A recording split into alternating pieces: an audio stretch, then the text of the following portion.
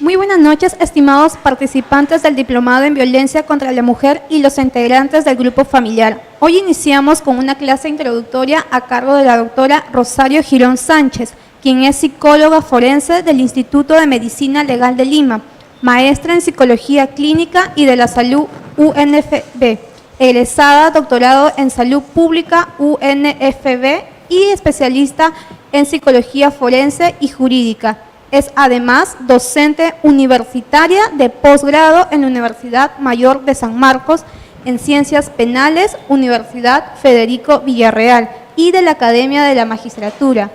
Ha participado en la elaboración de la Guía de Procedimientos de Entrevista Única a Víctimas de Violencia Sexual en el marco de la Ley 30364 en el Protocolo de Investigación en los Delitos de Feminicidio y el Protocolo de la Vulnerabilidad de las Víctimas de Trata de Personas. Pasantía en España en el abordaje de las ciencias forenses en las víctimas de violencia de género. Muy buenas noches con todos. Muy buenas noches. Para mí es muy grato estar hoy día en esta casa de estudios. Y el tema que nos ha tocado desarrollar el día de hoy es el diplomado sobre la violencia contra la mujer y los integrantes del grupo familiar. Como lo dijo la señorita, mi nombre es Rosario Girón, yo soy psicóloga. Hemos elaborado la guía de evaluación pericial a las víctimas de la violencia de género. Entonces, antes de empezar la clase, me gustaría saber con quiénes estoy. Hay invitados, hay participantes y quisiera saber quiénes son, qué hacen, si son abogadas, si son estudiantes, me gustaría saber. A ver. Mi nombre es Alexandra Sánchez, yo soy bachiller en Derecho, actualmente trabajo en cobranzas, pero estoy muy interesada en aprender sobre esta área del derecho. Bueno, me gustaría ejercer bastante. Buenas noches, me llamo Rosy Francia. Bueno, el motivo de motivarme por este curso de estudio que yo estoy haciendo mis prácticas en el Poder Judicial de Lima Norte en el módulo de violencia familiar. Y bueno, me interesó. ¿Como psicóloga? No, como especialista. Ya Estoy haciendo prácticas de dirección como especialista. Ok. ¿Y estás ahí hace qué tiempo? Ya 2 meses y medio. Muy bien, entonces, ¿y estudiaste qué? Estudio Derecho. ¿Estás estudiando Derecho? Sí, en décimo, recién entró. Ok, entonces el tema de hoy día tiene que ver, es un tema que tiene que ver desde varios puntos de vista, ¿no? Entonces vamos a encontrar que la violencia en nuestro país se ha hecho muy frecuente, ¿no? Una violencia en nuestro país, sobre todo contra los niños, las niñas y las mujeres, con grupos más vulnerables, es donde hay una mayor incidencia de la violencia psicológica, ¿no? Entonces, el Perú es uno de los países donde tiene alta tasa de violencia contra la mujer y sencillamente todas las políticas de Estado que pudieran existir a veces no son necesarias para contrarrestar esta lacra social, ¿no? Entonces vamos a encontrar que mientras nosotros estemos en ambientes donde el machismo, el patriarcado, la misoginia estén pululando en las relaciones interpersonales, la violencia va a estar ahí presente, ¿sí? Porque esa es la causa de que a una mujer, a una niña o a un niño se le violente. ¿Ok? Entonces, frente a todo esto, esta clase introductoria trata sobre cómo es que todas estas articulaciones, cómo la ley ha tratado de solucionar el problema de la violencia. Entonces, cuando sale la ley en el año 2015, vamos a encontrar que esa ley, la 30364, vendría a ser una ley que modifica la ley anterior de violencia. Anteriormente, como nosotros sabemos, la violencia solamente estaba en el círculo de la familia. A raíz que la ley 3364 se promulga, vamos a encontrar que la ley se expande, no solamente a espacios privados, como es la familia, sino también a espacios públicos. De tal manera que si a una persona, a una mujer, se la violenta de repente en la calle, en el metropolitano, en el tren eléctrico, se la violenta en un taxi, ¿no? Entonces vamos a ver, pase, que todos esos aspectos van a ser sancionados penalmente. Si una persona agrede a una mujer, ¿sí?, la agrede en la vía pública y es filmada, y es grabada, a eso se constituye, ¿cómo se llama? La ley de flagrancia, ¿sí? A veces la mujer no puede tener ningún vínculo con la persona agresora, pero sin embargo, eso ya se constituye también en un proceso de investigación, ¿ok? Muy bien. Entonces vamos viendo que cuando llega la ley a nuestro país, suceden muchas cosas. Suceden muchas cosas a nivel de todos los ministerios. En los ministerios, por ejemplo, de la mujer, trataron que con una sola ley trataran de solucionar muchos problemas, entre ellos el problema de la trata de personas, ¿no? El delito de trata de personas. Entonces, si bien es cierto, a la mujer se le explota sexualmente, ¿no?, nos hemos dado cuenta que ese problema social debería ser abordado no con esta ley, sino con otra ley. Porque el tema de la violencia, explotación sexual, tiene que ver sobre todo con el crimen organizado. Muchas veces están en redes, ¿no? Y al estar en redes, lógicamente hay otros países que están interviniendo. Es mucho más complejo.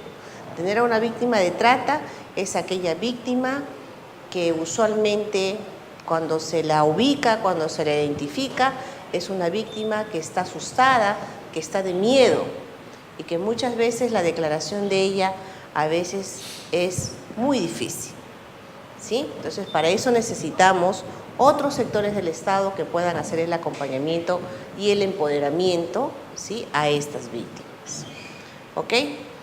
Entonces, como decíamos, la ley 3364 ha pretendido abarcar muchos temas, entre ellos la violencia escolar, ¿no?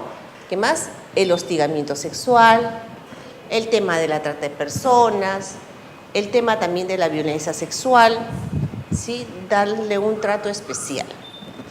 Entonces vamos a tener por ese punto que también los delitos contra la libertad sexual también han tenido un manejo especial, en el sentido de que, por ejemplo, la víctima de la violencia sexual muchas veces tenía que declarar en varias instancias, ¿sí? La víctima de violencia sexual tenía que declarar a nivel policial, a nivel fiscal, a nivel judicial, a nivel de los peritos, cuando subía a la sala penal, como 5 o 6 veces. Y cuando establecían en la sala penal el careo entre el agresor y la víctima, ¿no? Entonces, yo estoy en el sistema cuando se careaban la víctima, una niña, un adolescente, con un hombre mucho mayor que ella, dudando de esa declaración. Entonces, el sistema, para evitar esa doble revictimización, ¿qué creó? ¿Qué ha creado? Ha creado el sistema de la cámara Gesell, ¿sí? ¿Tienen conocimiento de eso? ¿Cómo funciona una cámara Gesell? Una cámara Gesell es un espacio físico, ¿sí?, que está dotado de un espejo, donde en uno de los ambientes hay un ambiente 1 y un ambiente 2. Entonces vamos a encontrar que en el ambiente número 1 se centra pues el psicólogo y el niño a quien ella va a evaluar, ¿sí? Y al otro extremo de ese vidrio se encuentran los operadores. ¿Quiénes se encuentran? Los jueces, fiscales, la policía, los abogados, el abogado del supuesto agresor, el abogado de la niña, los padres de la niña, ¿sí? Y entonces también tenemos a un sistema administrativo. Hay personal que específicamente van tipeando lo que la menor va declarando en esa cámara, ¿sí? Entonces vamos viendo pues de que el psicólogo tiene un rol protagónico en las declaraciones de este tipo de víctimas. Inicialmente la cámara GESEL se había creado solamente para las víctimas de la violencia sexual. Pero a raíz de la ley 3364, ¿qué es lo que ocurre? Ocurre que ya no solamente ingresan las víctimas de la violencia sexual, sino que también ingresan las víctimas de la trata de personas. También ingresa ¿quiénes? Las señoras, los adultos mayores, los niños también víctimas de la violencia psicológica. Entonces la cámara GESEL ahora se le ha dado el uso no solamente para la violencia sexual, sino para los diversos tipos de violencia. ¿Ya? Tenemos por ese lado. La cámara GESEL, ¿sí? Ahora se le considera como una prueba anticipada.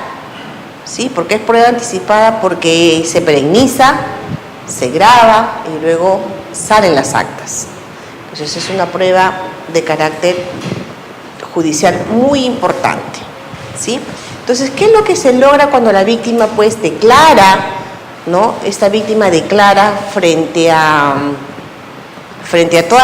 diversos tipos de entidades sin ser visto, ¿no? Entonces, ¿cómo puede ser de que cómo nos podemos comunicar?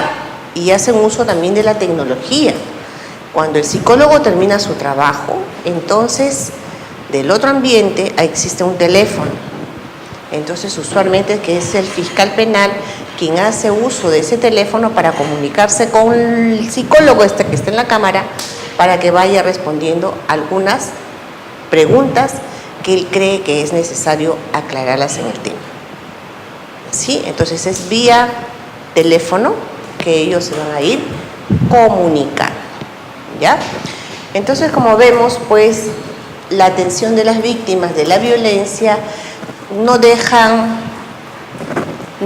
de tener protección, ¿ok? Entonces, vamos viendo también en ese aspecto de que el Estado, pues, ha buscado evitar que el propio sistema pueda, de alguna manera, mantener a una víctima más victimizante. A veces ocurría que cuando la víctima ya estaba en tratamiento psicológico, nuevamente se le volvía a llamar.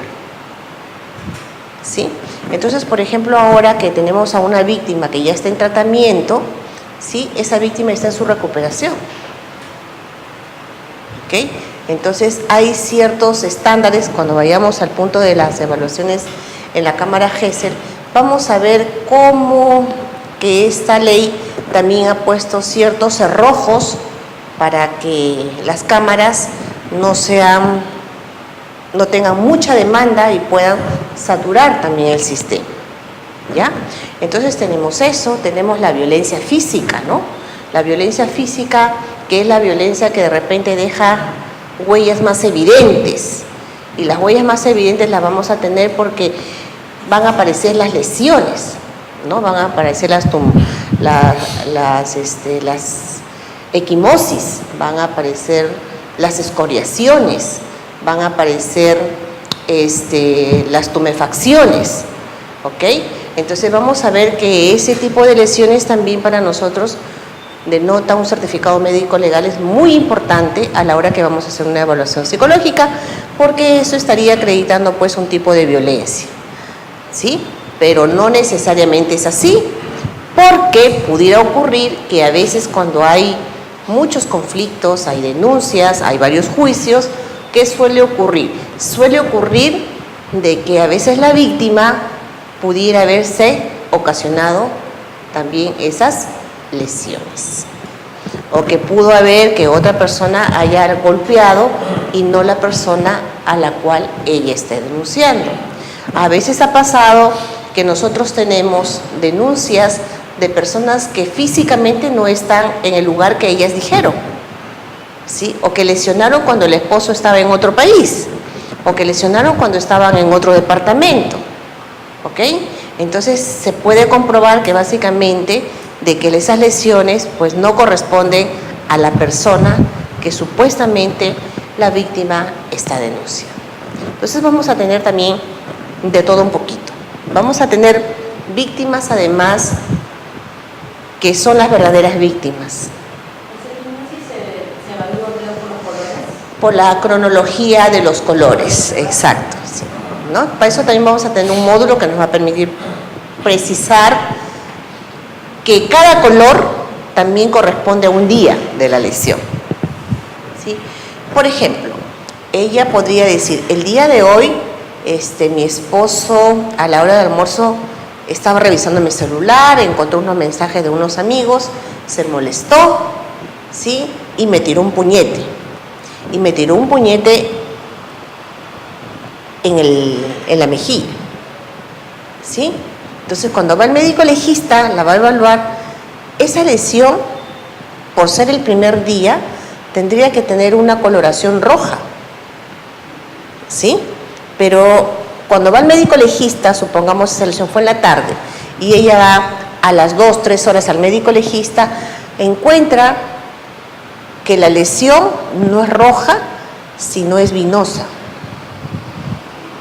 verdosa, amarillenta, entre amarilla y verde, ¿sí? Entonces, esa lesión, por ejemplo, ya data de muchos días, lo que indicaría, ¿qué cosa? Que esa lesión no corresponde a la fecha del acto de la violencia física, que sí acreditaría que es un acto de violencia de repente de otra data, pero no de la fecha del día de hoy. Entonces, esos aspectos también nosotros vamos a ir aprendiendo, ¿sí? Para aprender a diferenciar. Somos hombres de derecho, algunos de nosotros, y vamos a encontrar que esos datos son muy importantes, ¿ok? Tenemos otras víctimas, ¿sí? Que también tienen sus propios problemas, que tratan a veces de sorprender a las autoridades, ¿sí? Ella puede tener su mismo problema, pero hace una exageración de todo lo que le está pasando, ¿sí? Le da su valor agregado al acto de violencia, ¿sí? Entonces vamos a tener que esas víctimas están sobresimulando ser víctimas, ¿sí? Tenemos otras víctimas que también disimulan, porque a veces hubo un acto de agresión entre la pareja, tanto física como psicológica, pero cuando ve que esos pasos de los procesos de la justicia están tomándose color serio, ¿sí? Como irse detenidos, entonces ellas, ¿qué cosa hacen? Maquillan las lesiones cuando van al médico legista. Cuando van al psicólogo, también ellas ya no son capaces de decir, niegan el acto de violencia. Por eso que disimulan, ¿sí? Porque probablemente ya el esposo está detenido o ya el esposo, dependiendo del tipo de lesión, ya está preso, ya se lo llevaron al penal, ¿sí? Porque las lesiones de repente fueron graves y se lo están llevando al penal y entonces ella se va a retractar, ¿sí? Se retracta, ¿para qué? Para ayudar a que no se haga justicia, ¿sí? Sencillamente porque ella tiene sus propias ganancias secundarias. Entre ellos, probablemente, es que de repente el esposo sea el único sustento del hogar, ¿sí? El único sustento del hogar. Entonces, ella se dedicó solamente a la crianza y a la atención de los hijos. ¿Cómo se da en caso de que quieren desistir de porque muchas veces van y cuando ya se les está Así es. ya no quieren? Así es. Bueno, ya no van, pero de todas maneras la investigación continúa, ¿sí? Así ella se retracte, la investigación sigue su camino, ¿sí? Se sigue investigando sobre el tema. Así la señora, de repente en la parte psicológica, diga que no es así, ¿ok? Entonces de repente el señor se fue preso porque le dio un puñete en la nariz y le rompió el tabique, ¿no? Entonces cuando le rompe el tabique, ¿qué va a ocurrir? Se va a ir preso. Entonces, y sabe que es el único sostén económico de la casa, ¿sí? Es el que mantiene la casa. Entonces vamos ahí que en esa relación, en esa vinculación, vamos a tener que existe un tema de dependencia económica y dependencia de tipo emocional. Cuando encontramos a la víctima dependiente económicamente y emocionalmente, son víctimas que usualmente van a hacer una retractación. ¿Ya? Ellas se van a retractar, ¿sí? Algo parecido también ocurre cuando nosotros tenemos a las víctimas de la violencia sexual, ¿sí? A veces hay casos donde las menores, después de haber declarado y tienen una prueba médico-legal de defloración reciente, a pesar de eso, se retractan de que el supuesto agresor no fue, ¿sí? Y entonces, y es porque sencillamente pueden ocurrir tres cosas, ¿sí? Y dentro de esas tres cosas puede ocurrir que uno de los familiares pudiera ser la madre, que hace que le genere sentimiento de culpa a la niña, ¿sí? Y la responsabiliza de que su pareja o su padre esté preso, ¿sí? La responsabiliza de esos actos. Entonces, al responsabilizarla de eso, le genera culpa. ¿Y qué hace ella? Mi mamá ya no me quiere, mi mamá ya no me escucha. Entonces, para que ella esté tranquila y no me mire mal y no me juzgue, tengo que decir todo lo contrario, ¿sí? Tenemos otra posición donde la víctima a veces se retracta porque ella percibe que dentro del entorno familiar, casualmente esa dependencia económica ya trae consecuencias. Ya no hay personajes que nos paguen el colegio, la educación de los hijos, los alimentos, y la vida familiar se va deteriorando, ¿sí? Entonces la niña mira, observa y cambia y se retracta. Tenemos otras víctimas, ¿sí?, que ven sufrir a los hermanitos, porque hay hermanos pequeños que han tenido buena vinculación con el padre o con el padrastro. Y entonces los niños en la noche no duermen, los niños reclaman a ese padre. Entonces la niña ve ese sufrimiento y ¿qué cosa hace? También cambia y se retracta por ese dolor que ella está escuchando y está visualizando. ¿Se dan cuenta? Entonces existen varios motivos por los cuales ocurren estas cosas, ¿sí? Entonces vamos a encontrar pues que cuando a veces hay un principio jurídico, ¿usted es abogado? Sí, hay un principio jurídico que dice que la duda favorece al reo, ¿sí? Entonces los estudios psicológicos han avanzado mucho en el sentido de decir de que cuando ocurre un acto de retractación de la víctima, es importante, ¿sí? Es importante se da una figura que se llama el síndrome de la acomodación. El síndrome de la acomodación, ¿sí? El síndrome de la acomodación.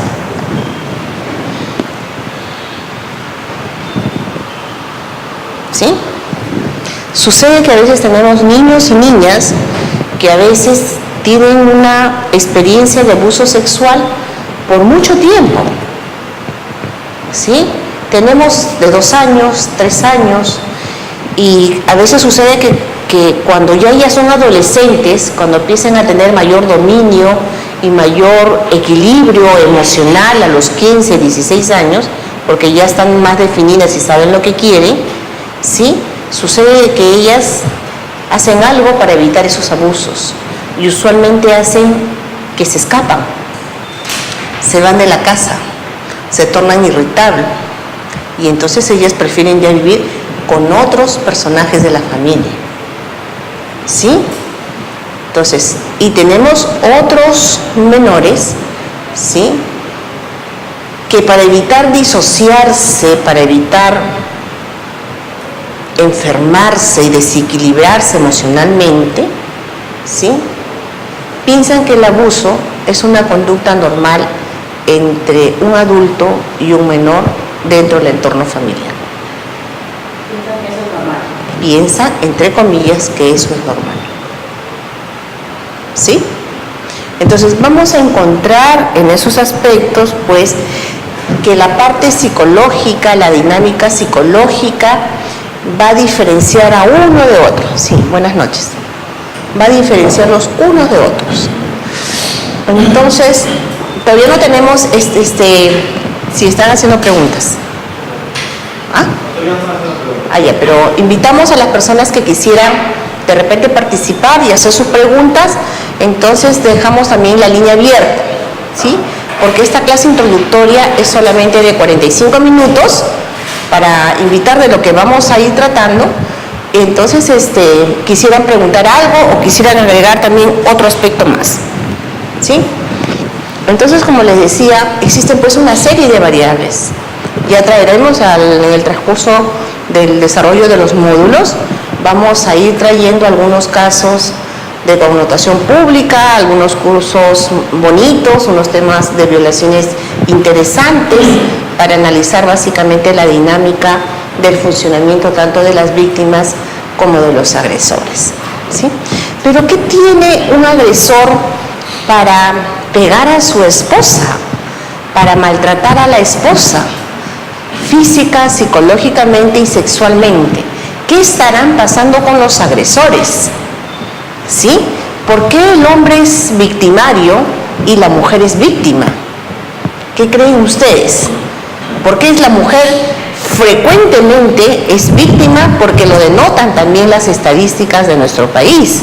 ¿Y por qué el hombre es el agresor? A ver, ¿qué opinan ustedes? ¿Por qué se da esa connotación? El machismo. Temas de violencia anterior, por ejemplo, si viene de una familia donde el padre era agresor, probablemente repiten la misma figura. Ya, entonces ha tenido también aprendizajes familiares en etapas pasadas, ese tipo de aprendizajes, ¿sí? Tenemos el machismo, tenemos la experiencia también familiar. ¿Qué opinas tú? ¿Usted considera el sistema patriarcal? El patriarcado, claro. Y el patriarcado tiene que ver mucho en nuestras relaciones de pareja, sin querer queriendo, a veces estamos inmersas en esas conductas de patriarcado. Lo típico es, nació el niño, no quiero que nadie lo críe, ahora sabemos que las empleadas los maltratan, los tratan mal. ¿Qué ocurre? Deja de trabajar tú hasta que el niño por lo menos tenga 4 o 5 años. ¿Sí? Y es el hombre quien sustenta toda la parte económica. ¿Sí? Fisiológicamente, biológicamente, psicológicamente, el niño ya hay que destetarlo. ¿Sí? Y científicamente se ha visto que ese destete es a los 6 meses. O sea, el tiempo que tú te podrías quedar con tu hijo normalmente serían los 6 meses. ¿Sí? Los 6 meses. Máximo al año. Máximo al año. Por eso que legalmente, ¿qué tiempo te dan de tu pre y tu post? ¿Cuánto te dan? 45 días antes de dar a luz y después del parto. Son 90 días. ¿Sí? Porque casualmente se dan esos derechos a las gestantes por tener un derecho, ¿sí? Por estar con el niño, por amamantarlo, por unir el vínculo madre-niño. Ahora también ingresa el papá. Hasta ahora se han dado leyes también que facilitan que cuando la esposa da luz también le den licencia a la pareja, al papá de ese niño. ¿Sí? Entonces, como estamos viendo, también está cambiando todas esas mentalidades. pero eso es permitido de acuerdo a la ciencia también. ¿Sí? Así es, ¿sí? Entonces, como vamos viendo, 6 meses es un tiempo prudente y 1 año es lo máximo, ¿ok? Pero hay señoras que se acostumbraron a estar con los hijos. O sea, el problema ya no son los niños, sino son las mamás. ¿Sí? Entonces, como que en vez de avanzar, empezaras tú a regresar. ¿Sí? Y que ves que tus hijos ya vas creando en los niños tus temores, tus angustias, tus frustraciones. Y vas, en vez de prepararlo para la vida, lo vas sobreprotegiendo más. ¿Sí? Entonces tenemos ese aspecto, ¿no? Entonces tenemos el patriarcado, tenemos el machismo, tenemos los estilos de vida. ¿Por qué otras razones más? ¿Por qué otras razones más? Existe un fenómeno que ¿por qué matan a las mujeres? ¿Por qué se mata a una mujer? ¿Qué tiene el hombre para matar a una mujer? Ahí surge otro fenómeno que se llama la misoginia. ¿Qué cosa es la misoginia? Es el odio hacia la mujer. Por eso las matan, porque le tienen odio, porque no hay sentimientos positivos, porque las ven como estorbo, porque las ven como algo amenazante, las ven como objeto, las ven como cosas. Por eso hay que destruirlas. ¿Se entendió? Entonces, todo hombre que mata a una mujer es por razones de misoginia. ¿Sí? Y luego tenemos el sexismo, ¿no?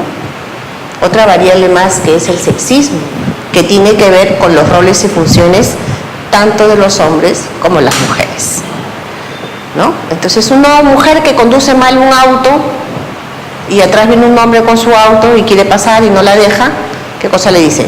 Tenías que ser mujer. ¿Sí? Entonces le asignan cosas en función a su género. De repente la señora no sabe manejar, de repente la señora está enferma, de repente la señora no ve bien. O sea, tantas otras razones que pudieran pasar. ¿Ok? Entonces, como vamos viendo, cuando matan a una mujer, vamos a encontrar a un hombre que siente odio por esa mujer. Y a pesar que la mata, la vuelve a matar nuevamente en palabras. La maté porque me engañaba. La maté porque era una mala mujer. La maté porque me fui infiel. ¿Qué tiene que ver la infidelidad con que te maten? Están vulnerando tus derechos humanos. Como que ella es tu propiedad, es tu objeto. Tú me perteneces. O sea, el hombre machista no acepta cuando una relación se termina. ¿Sí? No la acepta. Y amenaza que si tú estás con otra pareja, ¿sí?, puede matarte a ti o a la otra persona. ¿Ok? Hay casos que tenemos nosotros cuando tenemos la violencia psicológica, que cuando ellos están separados, el hombre la sigue amenazando, a veces la amenaza, pero cuando ya la ve con otra pareja, ¿qué ocurre? Se aleja.